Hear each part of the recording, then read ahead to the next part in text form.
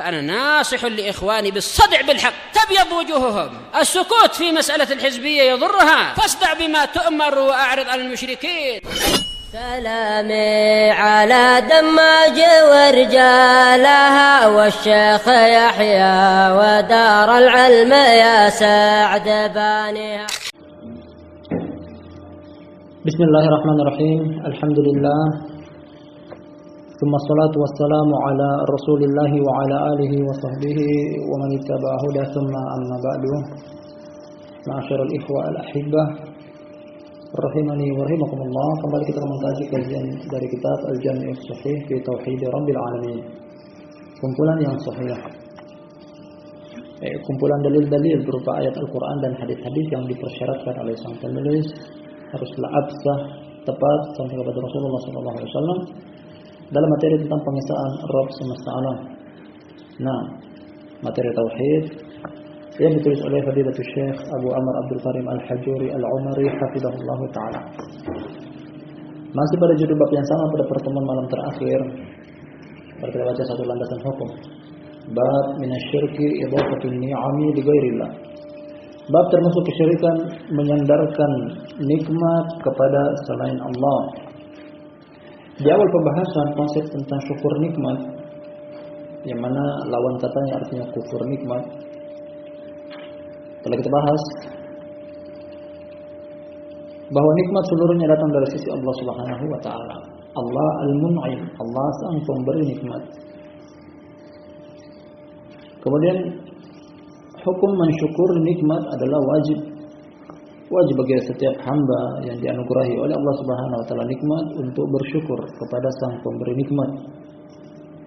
Tidak mensyukur nikmat hukumnya maksiat, terkadang kategorinya kafir, terkadang kategorinya lebih rendah daripada kafir. Kemudian berikutnya lagi bahwasanya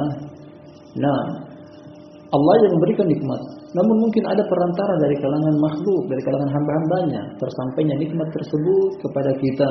Jangan lupa juga untuk berterima kasih. Satu ayat telah kita baca, kita akan lanjutkan ayat yang berikutnya sebagai landasan hukum.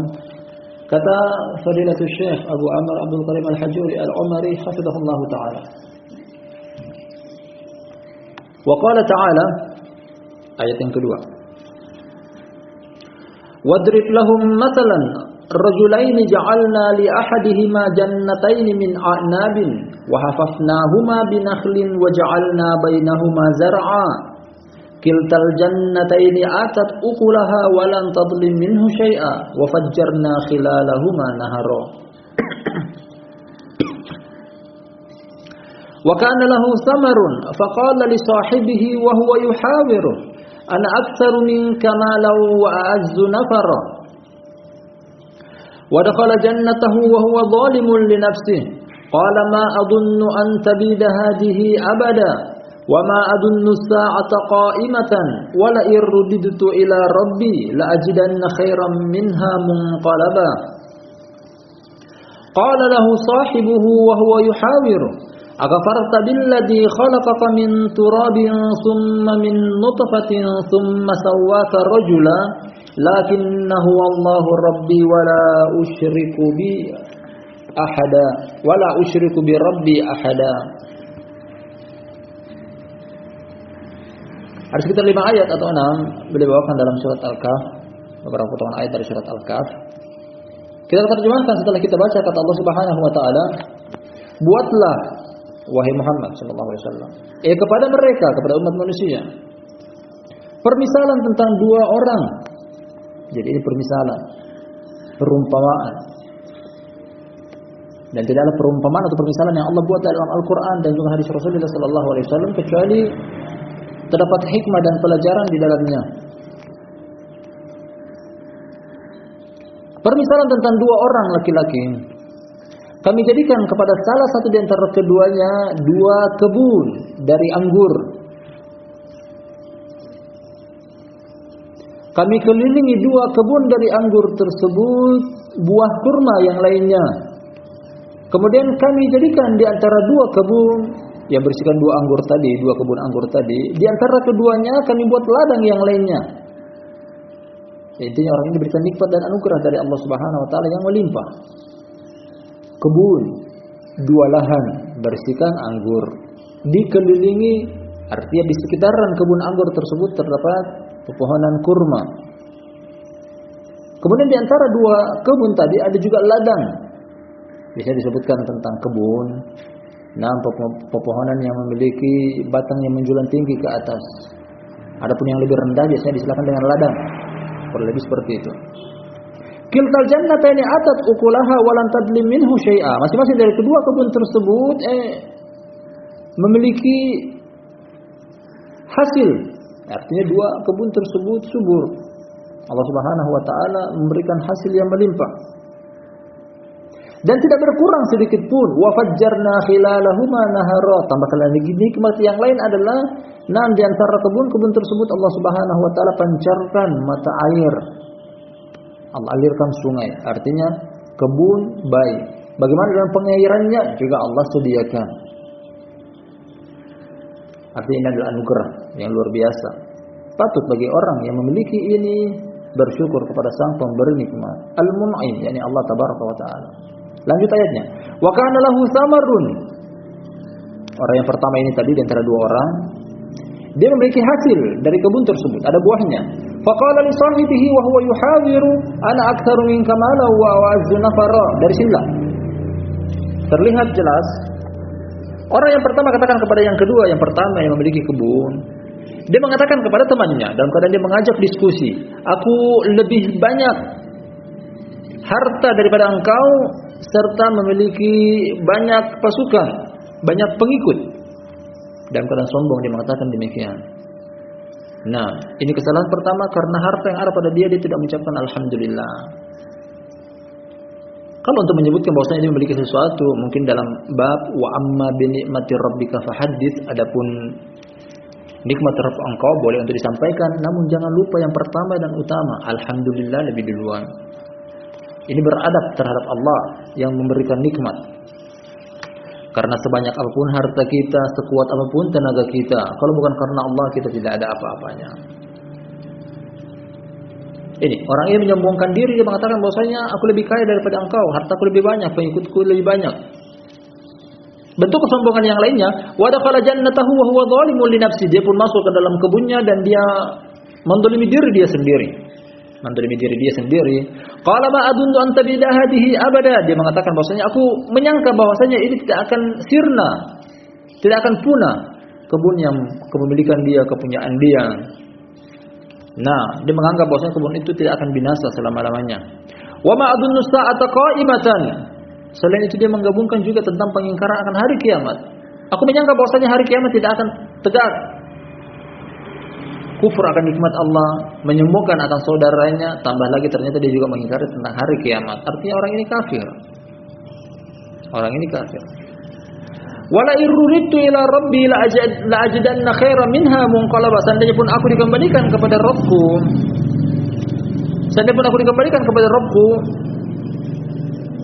aku punya tempat kembali yang lebih baik. Dia menganggap bahwasanya harta dia ini akan menyelamatkan dia di hadapan Rabb-nya.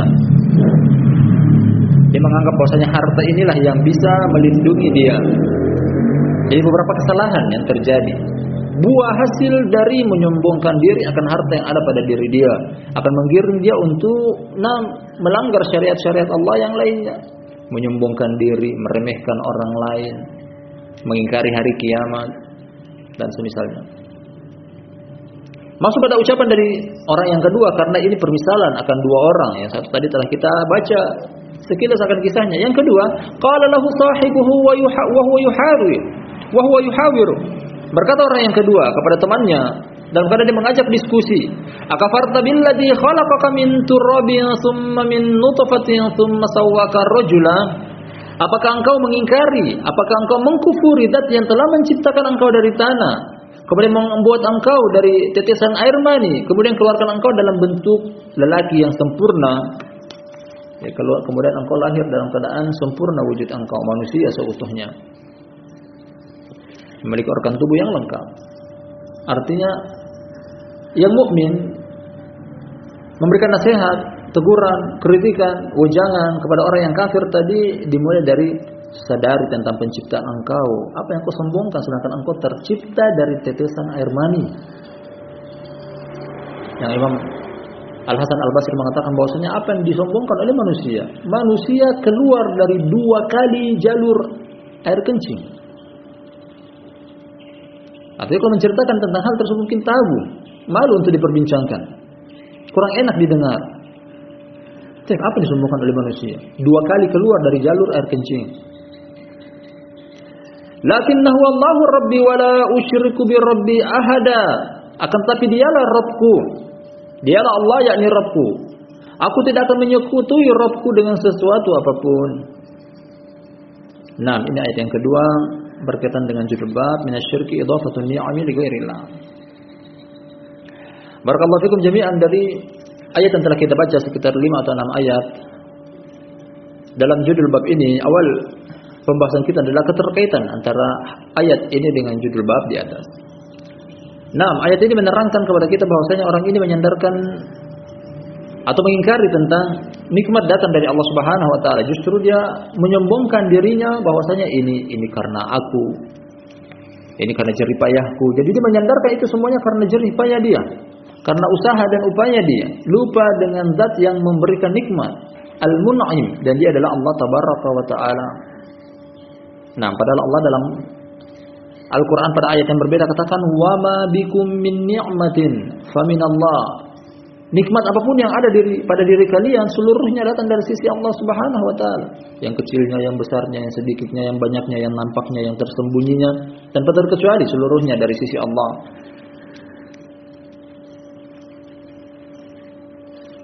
Nah, orang ini mengingkari nikmat dari sisi dia menyombongkan diri. Dia mengatakan bahwasanya ana aktsaru minka malan wa azzu nafar. Aku lebih banyak hartaku daripada engkau serta lebih banyak pengikut.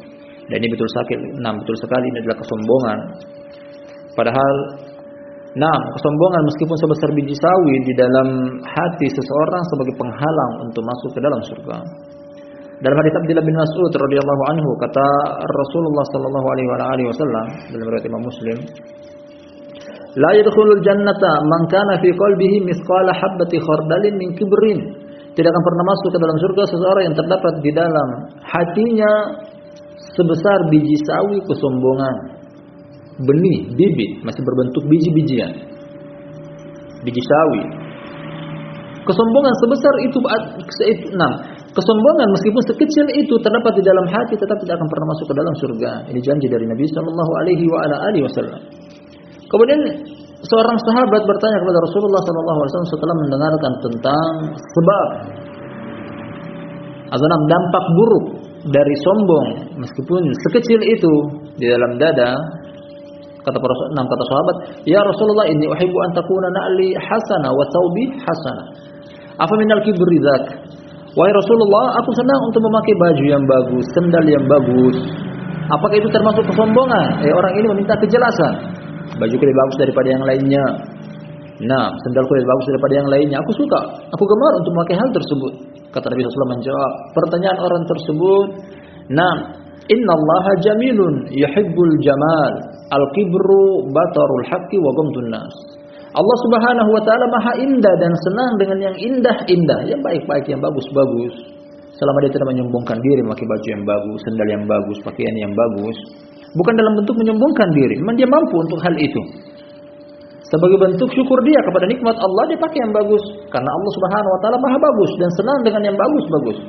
Kemudian kata Nabi SAW, bukan itu sombong. Yang sombong adalah menolak al-haq dan meremehkan orang lain.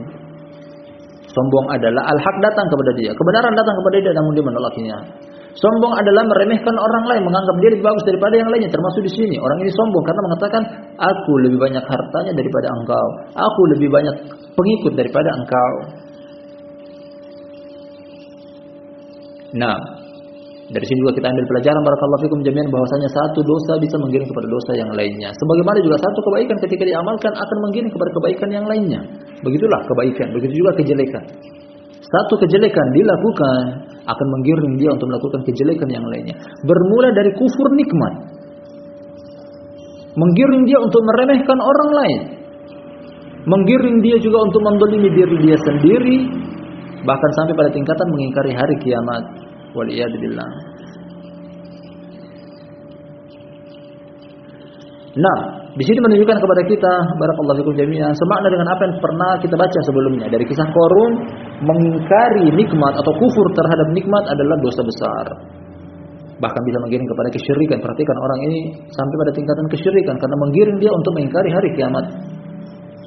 Kemudian di bagian akhir juga menunjukkan bahwasanya mengingkari nikmat termasuk kesyirikan adalah ucapan sahabatnya yang satunya yang beriman. Dia katakan, "Lakinnahu Allahu Rabbi wa la usyriku bi Rabbi ahada." Akan tapi dia, yakni Allah Subhanahu wa taala adalah Rabbku dan aku tidak akan menyekutukannya dengan sesuatu apapun.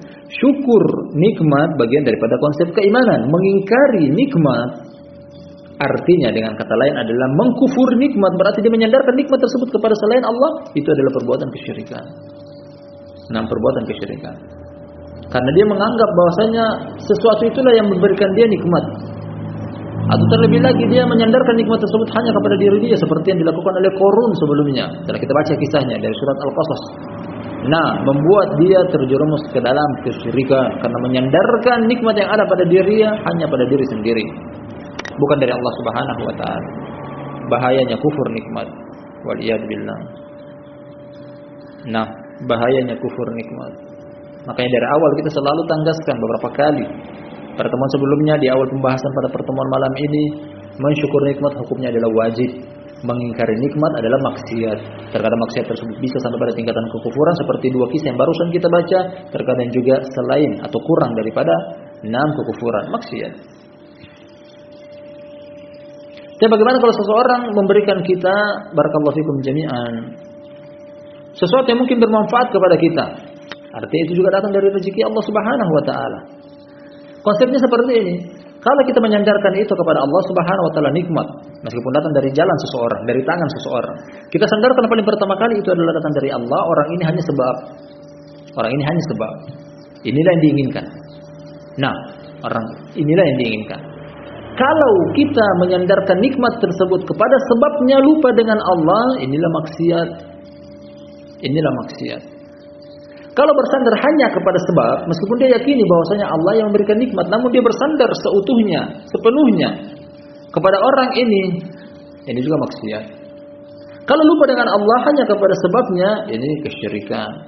Dan dari sini, karena dia lupa dengan Allah, dia tidak mengingat Allah dalam setiap nikmat yang datang kepada diri dia. Di sinilah sampai pada tingkatan kesyirikan. Nanti akan datang pada 6 hadis-hadis yang beliau bawakan dalam judul bab. Di sana kita akan kupas tentang cabang-cabang daripada kufur nikmat.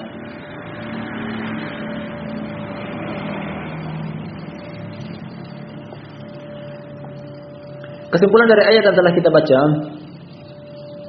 barakallahu fikum jami'an, ada kufur nikmat yang sampai pada tingkatan kesyirikan seperti di sini. Karena akibat buruk dari satu amalan kejelekan akan menggiring pelakunya kepada kejelekan yang berikutnya. Kita baca landasan hukum yang berikutnya masih berupa ayat. Wa qala ta'ala, dan berkata Allah yang Maha Tinggi.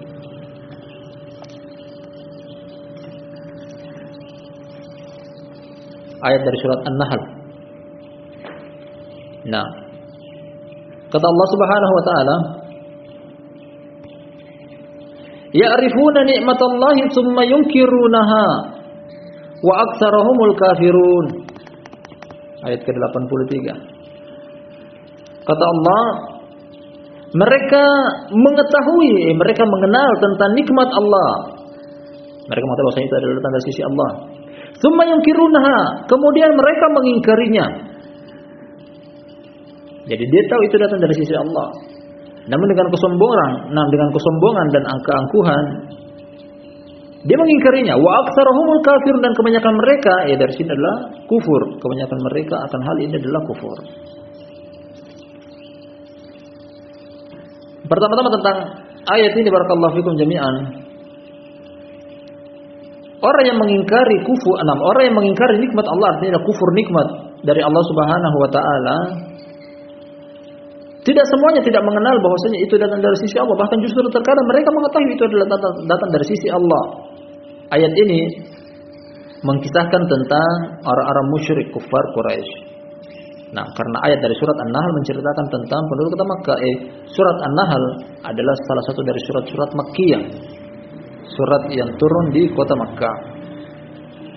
Dan Al-Imam Ibn Abi Hatim membawakan tentang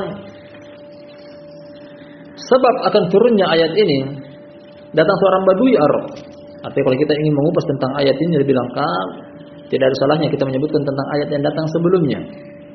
Sekitar 3 atau 2 ayat sebelumnya.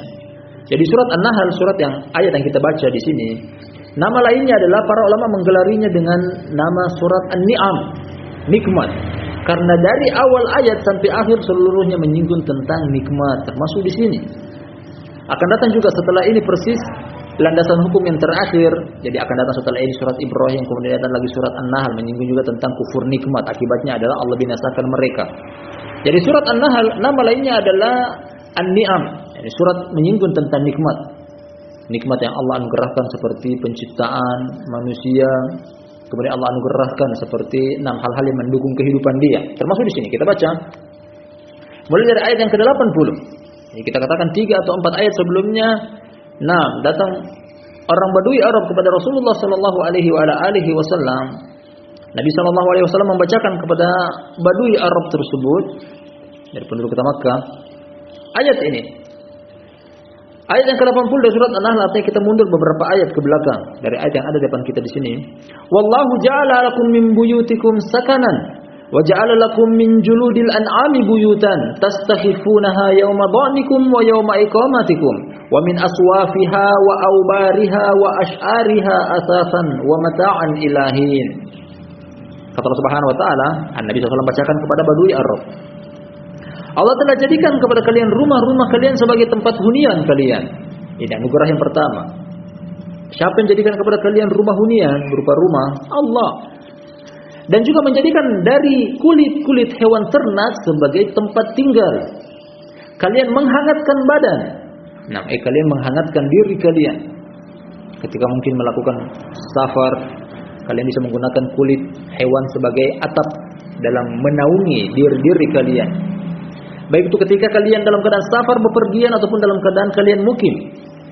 Dan juga dari bulu domba, bulu onta, dan bulu kambing kalian bisa menjadi alat perkakas rumah tangga serta kesenangan bagi kehidupan kalian sampai pada waktu tertentu. Ayat ini dibacakan oleh Nabi sallallahu alaihi wasallam kepada Badui Arab, mengingatkan kepada dia bahwasanya inilah kehidupan kalian wahai Badui Arab. Bukankah begitu? Orang tersebut mengatakan, "Iya, na'am." Nah, karena ini terjadi pada komunitas mereka, terjadi pada diri mereka. Allah siapkan rumah, tempat hunian.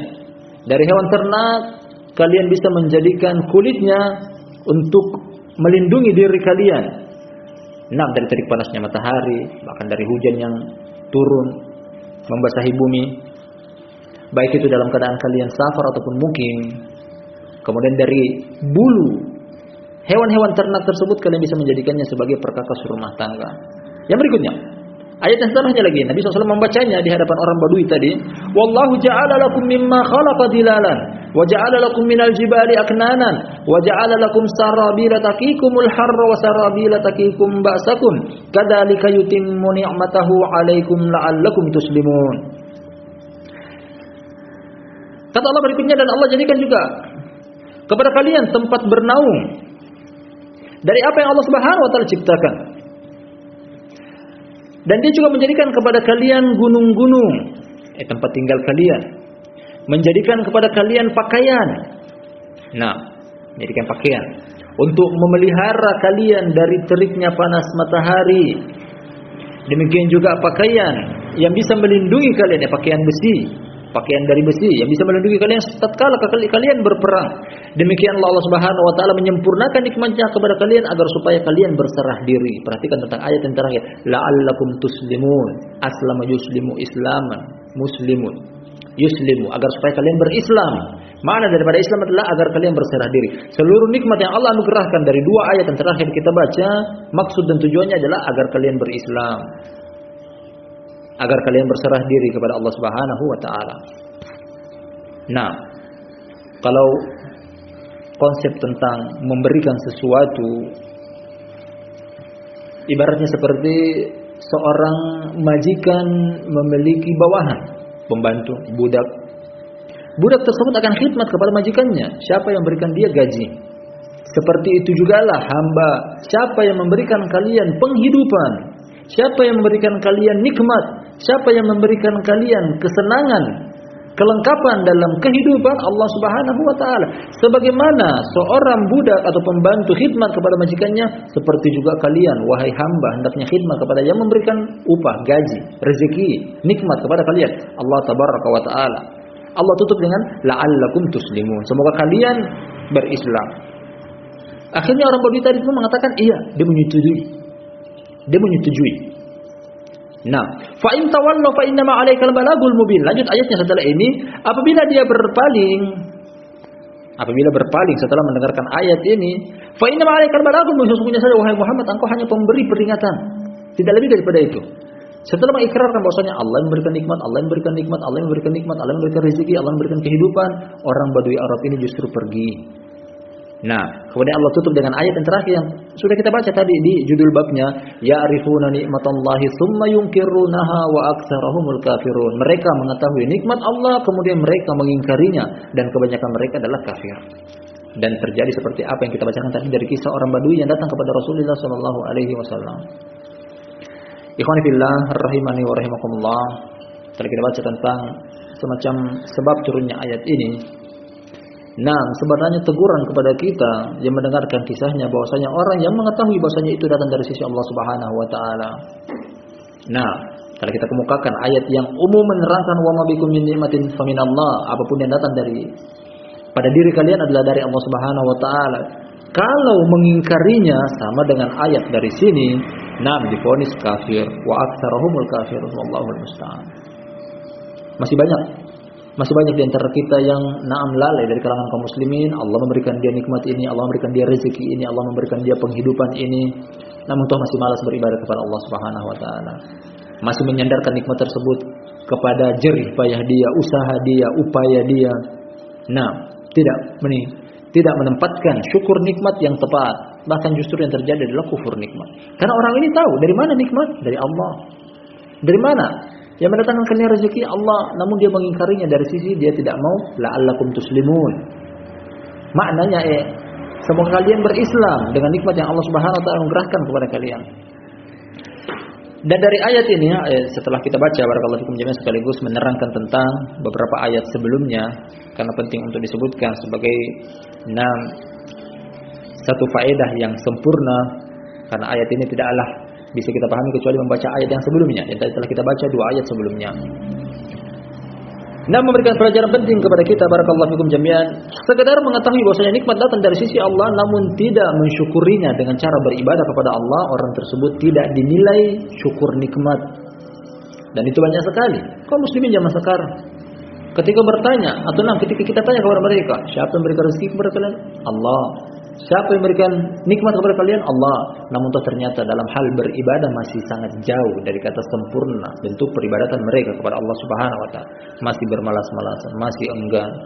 Nah, wallahu musta'an, jangan sampai ini terjadi pada diri kita. Nabi sallallahu alaihi wasallam merealisasikan 3 bentuk jenis syukur sekaligus. Mungkin pernah antum mendengar bahwasanya tidaklah seorang hamba itu bersyukur kecuali setelah memenuhi 3 kriteria bentuk bersyukur kepada Allah. Paling pertama, syukur dengan hati, artinya menyandarkan seluruh nikmat yang ada pada diri kita berasal dari Allah. Kemudian bersyukur dengan lisan, buah hasil daripada bersyukur dengan hati, dengan mengucapkan alhamdulillah wa syukurulillah. Kemudian yang paling terakhir adalah bersyukur dengan anggota tubuh, dan ini yang paling tinggi. Nabi sallallahu alaihi wasallam pernah terlihat oleh Aisyah salat malam sampai kaki beliau terpecah-pecah mengucurkan darah. Semangat sampai terpecah-pecah kaki beliau, buah hasil dari beribadah. Ditanya oleh Aisyah radhiyallahu anha, "Ya Rasulullah, lima tasna dzalik wa qad ghufira laka ma taqaddama min dzambik?" Wahai Rasulullah, kenapa gerangan engkau melakukan hal tersebut padahal engkau telah diampuni? Artinya wahai Rasulullah, tidak perlu sampai seserius itu, tidak perlu sampai memberatkan diri seperti itu. Salat biasa-biasa saja tanpa perlu sampai membuat kaki berdarah, pecah-pecah. Sudah dapat jaminan dari Allah Subhanahu wa taala. Apa yang dijawab oleh Rasulullah sallallahu alaihi wasallam? Afala akuna abdan syakura? Tidak bolehkah aku menjadi hamba yang bersyukur kepada Allah Subhanahu wa taala? Inilah puncak tertinggi dari bentuk bersyukurnya hamba kepada Allah Subhanahu wa taala. Bersyukur dengan cara membalas itu dengan ibadah. Nah, dengan membalas ibadah. Kalau barakallahu fikum jami'an, kalau pada praktik kerja profesi di kehidupan dunia, kerja dulu baru digaji. Artinya mungkin si budak, si pembantu tidak mau bekerja. Atau artinya kalau si budak tidak bekerja tidak akan dapat gaji dari Allah Subhanahu wa taala. Si majikannya lihat dulu kinerjanya di akhir bulan baru dibayar. Tapi bandingkan dengan Allah Subhanahu wa taala, kita belum kerja juga kita sudah dianugerahkan oleh Allah Subhanahu wa taala. Nah, pertama kita lahir apa ada ibadah kepada Allah Subhanahu wa taala? Belum ada. Belum beribadah, belum sholat, belum puasa. Allah sudah berikan gaji kepada kita. Artinya Allah berikan rezeki kepada kita, nikmat kepada kita dengan perantara kedua orang tua kita, merawat kita, mendidik kita. Itu bandingkan dengan perbedaan antara profesi di kehidupan dunia antara hamba dengan Allah Subhanahu wa taala. Kalau kita sebagai anak buah, kita punya bos, kerja dulu baru digaji. Tapi pada Allah Subhanahu wa taala tidak. Semenjak kecil kita lahir, apakah sudah kita beribadah kepada Allah Subhanahu wa taala? Apa kita sudah kerja kepada Allah Subhanahu wa taala? Belum. Nanti semenjak kita dewasa barulah beribadah kepada Allah Subhanahu wa taala. Artinya pemberian Allah Subhanahu wa taala lebih daripada pemberian siapapun di permukaan bumi ini.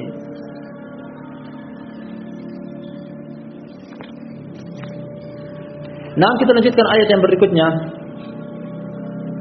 Masih pembawaan landasan hukum berupa ayat dari Al-Qur'anul Karim. Kata Syekh Abu Amr Abdul Karim Al-Hajuri hafizahullah taala, wa qala subhanahu wa ta'ala, berkata Allah yang maha suci yang maha tinggi, alam tara ilal ladina baddalu ni'matallahi kufra wa ahallu qaumahum darul bawar. Masih surat Makkiyah. Surat Ibrahim adalah salah satu di antara surat Makkiyah yang turun pada periode dakwah Makkah, di kota Makkah. Tidak lihatkah engkau wahai Muhammad sallallahu alaihi wasallam kepada orang-orang yang merubah, mengganti nikmat Allah menjadi kekufuran. Dengan sebab itu mereka menjerumuskan kaum mereka ke dalam darul bawar, kebinasaan. Kita ulangi terjemahan bebasnya dari ayat ini. Tidak tahukah engkau, tidak lihatkah engkau wahai Muhammad kepada orang-orang yang merubah nikmat Allah menjadi kekufuran. Allah berikan kepada mereka nikmat, mereka rubah menjadi mengingkarinya. Dengan sebab itu mereka menjerumuskan kaum mereka ke dalam darul bawar, kebinasaan. Apa itu darul bawar? Ayat setelahnya menerangkan jahannam yaslaunaha wa bi'sal qarar. Neraka jahannam mereka akan sampai kepadanya dan itu adalah sejelek-jelek tempat kembali. Jadi darul bawar adalah jahannam, neraka jahannam. Ayat ini ayat Makkiyah. Dan yang dimaksud di sini adalah penduduk kota Makkah dari surat Ibrahim. Mereka mengganti nikmat Allah, nikmat Allah yang Allah anugerahkan kepada mereka adalah dengan diutusnya Rasul kepada mereka dari diri mereka, dari suku mereka berbahasa dengan bahasa mereka, dan itu adalah anugerah yang terbesar. Nah, keberadaan utusan Allah di satu negeri itu adalah nikmat yang luar biasa. Artinya dengan perantara keberadaan Nabi tersebutlah, Rasul tersebutlah kebaikan sampai kepada kaum tersebut, komunitas tersebut, kelompok tersebut, orang kampung tersebut. Namun baddalu nikmatallah, mereka mengganti, mereka merubah nikmat Allah tersebut kufran dengan kekufuran, mengingkari Rasulullah sallallahu alaihi wa ala alihi wasallam. Nah, ayat ini sang penulis sengaja bawakan kepada kita bahwasanya inilah buah hasil daripada orang yang mengingkari nikmat. Telah kita sebutkan di awal pembahasan bahwasanya kufur nikmat hukumnya adalah haram, maksiat. Ada yang sampai pada tingkatan kekufuran, ada juga yang tidak. Nanti akan datang pada landasan hukum berupa hadis. Al-muhim seperti inilah. Allah berikan nikmat, wajib bagi kita untuk mensyukuri, haram bagi kita untuk mengkufuri. Bentuk syukur nikmat, sandarkan nikmat tersebut kepada Allah dari hati, lubuk hati kita yang paling dalam. Apapun itu datang dari Allah. Manusia hanya sebab. Mensyukuri dengan lisan, walhamdulillah wa syukurulillah. Itu paling pertama. Nah, Jangan menyebutkan dulu kepada orang lain bahwasanya untung ada kamu, untung ada ini, untung ada itu. Ini ucapan-ucapan yang mungkin terlintas di lisan kita. Hanya saya perhatikan baik-baik. Paling pertama ucapkan Allah. Allah paling utama, diprioritas utamakan paling pertama. Jangan lupa dengan mengucapkan nama Allah Subhanahu wa taala, justru mengatakan bahwasanya untung ada kamu. Paling pertama untung ada Allah. Allah yang di atas segala-galanya. Baru kemudian bersyukur kepada orang tersebut dengan cara berterima kasih. Namun itu urutan kedua. Paling pertama adalah Allah. Orang tersebut hanya sekedar sebab. Ini betul bersyukur. Dengan lisan. Berikutnya yang paling terakhir adalah bersyukur dengan barakallahu fikum jami'an anggota tubuh. Ini jangan pernah lupakan. Konsep bersyukur kepada Allah Subhanahu wa taala ada 3 hal ini. Kalau salah satunya tidak ada, belum betul bentuk bersyukurnya seorang hamba kepada Allah. Meyakini itu adalah datang dari Allah Subhanahu wa taala, mengucapkan dengan lisannya ucapan-ucapan syukur, alhamdulillah wa syukrulillah, balas dengan beribadah kepada Allah, syukur dengan anggota tubuh. Kita baca satu ayat lagi.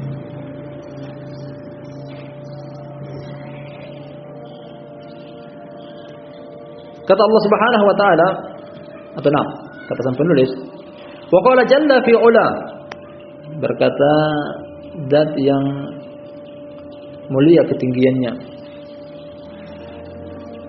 wa daraballahu masalan qaryatan kanat aminatan mutmainnah ya'tiha rizquha ragadan min kulli makan fakafarat bi an'amillahi fa'adaqaha Allahu libasal ju'i wal khaufi bima kanu yasna'un. Fa'adaqaha Allahu libasal ju'i wal khaufi bima kanu yasna'un. Allah buat permisalan akan suatu negeri, suatu kampung. Ini permisalan. Kanat aminatan mutmainnah. Dahulunya kampung tersebut, negeri tersebut adalah aman lagi tenteram. Aman tenteram. Ya'tiha rizquha ragadan min kulli makan. Datang rezeki kepada negeri tersebut melimpah ruah dari segenap tempat. Dari segenap tempat. Kepada penduduk negeri tersebut. Datang tafsir dari sebagian ulama mengatakan bahwasanya yang dimaksud negeri ini adalah negeri Makkah. Dari sisi negeri tersebut adalah negeri yang aman dan tenteram. Pada ayat-ayat yang lain dalam Al-Qur'an Al-Karim menyebutkan sebagai realisasi dari terkabulnya doa Ibrahim alaihissalam.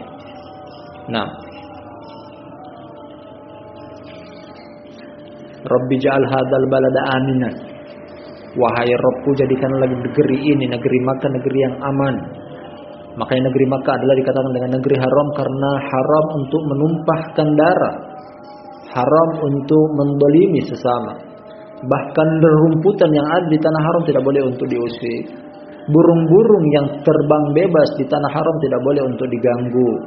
Bahkan diusir, tidak boleh. Artinya tanah haram, tanah Makkah adalah tanah yang aman, tenteram. Rumput ilalang saja yang mungkin pada sebagian tempat itu mengganggu.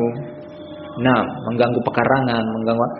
Di tanah haram tidak boleh untuk diganggu, tidak boleh untuk diusir, tidak boleh untuk dicabut. Aman, tenteram. Manusianya, binatangnya, tumbuh-tumbuhannya diharamkan oleh Allah Subhanahu wa taala untuk diganggu. Kemudian negeri Makkah, yang dimaksud negeri Makkah juga adalah di sini ya'tiha rizquha ragadan min kulli makan. Datang kepada negeri tersebut makanan yang melimpah ruah dari seluruh negeri. Makkah tidak terkenal dengan perkebunan. Itu doa dari Nabi Allah Ibrahim. Ghairi dzi zar'in 'inda baitikal muharram. Ya Allah, jadikan tempat ini tempat yang aman, namun jangan jadikan ini sebagai tempat perkebunan. Ada beberapa alasan. Pertama, Nabi Allah Ibrahim ingin menjadikan negeri Makkah adalah negeri khusus ibadah, tidak ada kesibukan duniawiyah termasuk perkebunan di dalamnya. Padahal kalau mau dijadikan sebagai perkebunan, Allah Subhanahu wa taala memberikan irigasi dari air Zamzam. Namun itu doa dari Nabi Allah Ibrahim. Namun meskipun tidak ada perkebunan di dalam kota Makkah, ya'tiha rizquha ragadan min kulli makan. Begitu banyak makanan yang bisa dijumpai di dalamnya. Mungkin seluruh makanan hampir seluruh makanan yang ada di penjuru dunia bisa jadi ditemukan di kota Makkah. Buah-buahnya, makanannya dan seterusnya. Namun barakallahu fikum jami'an, fakafarat bi an'amillah.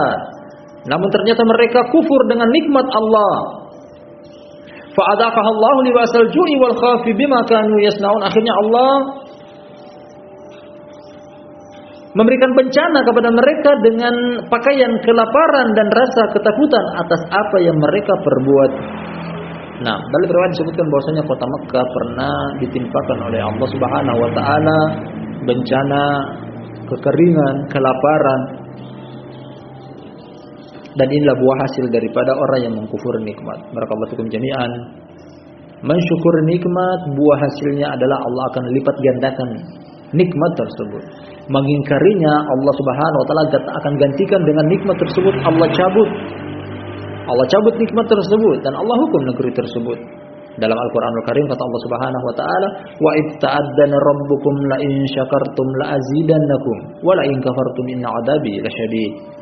Yang artinya kata Allah Subhanahu wa taala, Rabb engkau mengumandangkan, barang siapa yang mensyukuri nikmatnya, aku akan tambahkan. Mensyukur nikmat Allah, aku akan tambahkan kepada dia nikmat tersebut, Allah lipat gandakan. Namun barang siapa yang mengingkari sungguh, barang siapa yang mengkufurinya, sungguh siksa Allah teramat pedih.